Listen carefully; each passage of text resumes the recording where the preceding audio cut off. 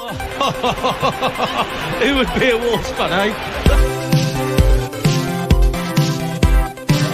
On goes Bull. People might yet win it here for Wolves. Blasting the shot. What a goal!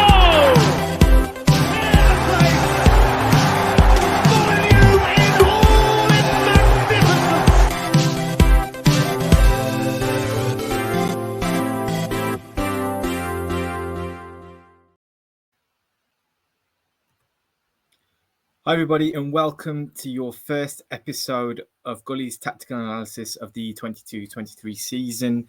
It's going to be covering the 0-0 draw with Fulham. We reviewed it on the podcast obviously yesterday, so you can go and catch that on wherever you get your podcast and on YouTube.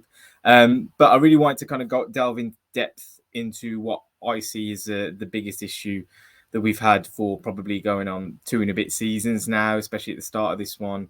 With a new shape, with a new formation, but the same old issues seem to be coming through, and that is chance creation.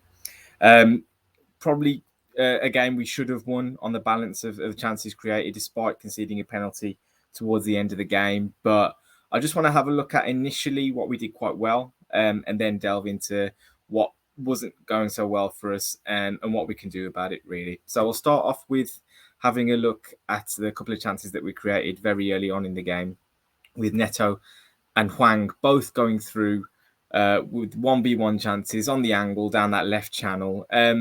We've always been a pretty good counter-attacking side, wide open spaces to kind of run into in behind the Fulham defence. And I think we caught them a little bit cold to begin with. We won the ball kind of close to the edge of our penalty area. And really, with the extra runner going forward, in terms of another forward with the new system, I mean, it gives us extra options to actually pass out into those forward areas, and instantly there's a player available actually running into space behind, because the three kind of strung along that number 10 kind of line behind the striker are available to receive that first pass, and the striker can actually just continue his run right in behind the defence. On the first occasion on the left here, it was Neto. On the second occasion, it was Hwang. Both a little bit disappointing with their finishes. They weren't easy chances to take, but perhaps could have done a little bit better on those 2 occasions. Now, the other situation that I think that we did quite well with was actually playing the ball in behind the defence to make things happen as well. Particularly first half, I think we actually created a little bit more. Second half, I think Fulham sat a little bit deeper, and we found it a little bit more difficult to actually put those balls in behind and cause them a little bit of trouble. But first instance again here, situation which wasn't necessarily a chance created, but caused a lot of havoc in the Fulham defence, particularly with Rodak and Tosin colliding with each other after Aït-Nouri clipped the ball in behind for Neto to run onto. It wasn't a perfect pass. It was a good area to put the ball into, but obviously, once you put these balls into these situations, you're making the defence make a decision. And obviously, they didn't deal with it particularly well. And kind of the less said about the finish, the better, with Neto and Podence both fluffing their lines in what was a situation where we should really have taken the lead in that game. But the other particular situation I wanted to pick up on, which I think is something that we should look to as an avenue to explore a hell of a lot more. Now, you can see here, Max Kilman's got quite a comfortable possession on the left-hand side of the pitch, heading out towards the touchline. Ryan Aït-Nouri's picked up quite a high position, taking his winger back with him. But there's no pressure on the ball, really. And we've kind of set up a situation where Pedro Neto comes towards the ball to receive a ball into feet.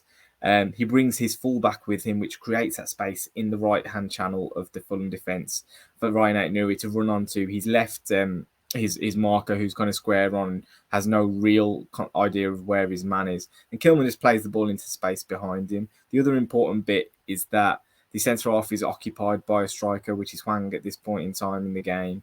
And he can't actually go out and sweep over to that situation because he's mindful of marking the man and maybe him getting onto a ball that's played in behind as well.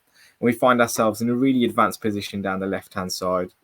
Now, we know we're missing a striker. We know that that penalty box threat is something that we can add to the team, and maybe a crossing situation isn't always the most viable option for us to go and score a goal from. But at the end of the day, this is a really good situation to find ourselves in. We've got 2 runners. Obviously, Gibbs-White gets on the end of the ball at the back post. Hwang is at the front post running across the front. And we've also got 2 late runners who, if the ball was cut back or ball was semi-cleared from the front post area towards the edge of the box, then them 2 are actually running onto it as well. So there are promising signs there, I think, in terms of, we're clearly playing with a bit more intent, we're a bit more progressive in possession, and we've got those extra options ahead of the ball for defenders like Kilman and Collins, who had a really good game in possession of the ball.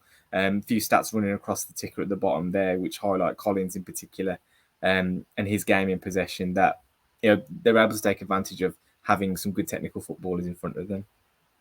The one thing that this means with the type of players that we've got playing for us at the moment, in terms of not having a natural number 9, players like Podence, Gibbs-White, Neto, Hwang, that forming that part of the front line, is that there is a need to be kind of quite intricate with our play in the attacking third.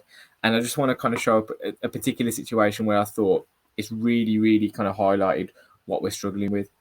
You'll see here, first image on the left-hand side, Pedro Neto coming off the right flank this time. He's cutting inside and he's looking for a pass. Hwang is in quite a bit of space, actually, and I think he picks a decent ball into his feet. But what happens thereafter is the problem for me. Now, obviously, Neto makes a run that follows the pass into Hwang. And what you find then straight away, Fulham players converging on the 2 of them. It has to be a really kind of quick exchange. No margin for error in terms of finding each other. And really, it's so tight in there. The one disappointing thing I think that you can see from the 2 images that I've got in front of me, you've got Gibbs-White and also Podence kind of in the same positions that they were in when Neto actually picked up the ball.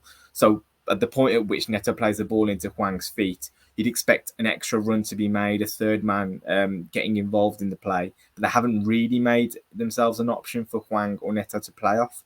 So the only option for Hwang at that point is to try and get the ball back into Neto's feet for him to run onto. And it's just a little bit bitty and a little bit messy in there. And you can kind of see it's highlighted with the pass map here from StatZone that I've got in front of on screen at the moment. Attacking third passes, only 66 out of 115 successful. We had a lot of possession within the game, but in particular, you're looking at a big sea of red failed passes in that area, just in front of the penalty area and going into the penalty area as well. We really weren't able to kind of work the Fulham central defence at all in the penalty box.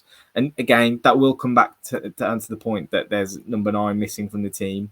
So what do you do in the absence of a number 9 in these situations? I think what we did well against Leeds, and we posted some excellent numbers on this front, actually the highest amount of dribbles completed in any game going back to the start of last season. So, even without Adama in the team, and players like Neto, Podence, Gibbs-White really showing their ability to go past people, Ain't Nouri as well.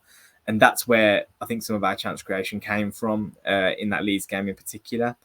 On this occasion, we only completed 3 dribbles out of 19. And if you have a look at this kind of map here from StatZone again, we were trying as we might. And to be fair to Fulham, they're a hell of a lot more resolute than we probably expected them to be.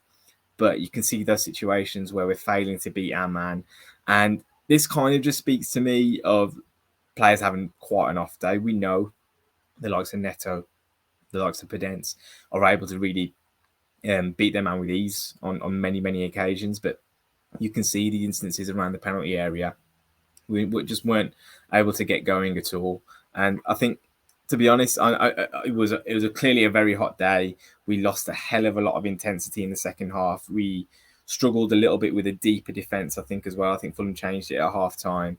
But there's a bit of work to be done. Obviously, it's a new shape, a new system, a new group of players trying to make it work. The midfield, I think, did a good job. Centre halves, particularly, marshalled Mitrovic really, really well. And I think they're quite comfortable with playing a bit higher and being, on the turn and mobile and dealing with 1v1s, especially Kilman and Collins. But that area in front of the penalty area in the opposition half is where we've really got to sharpen up. And to be honest, the striker signing can't come soon enough. So we look forward to Tottenham. They play a back 3. We'll see if we actually still go with the back 4. In this instance, I'm thinking we may actually still transition back to a 3 to kind of combat their threats on this occasion. But we'll see how Bruno likes to set up. This system does need some work. It needs time on the training pitch. It needs time in matches to kind of manifest itself as well. And, green shoots, but really got to sharpen up and play a little bit better than we did against Fulham if we want anything from this season.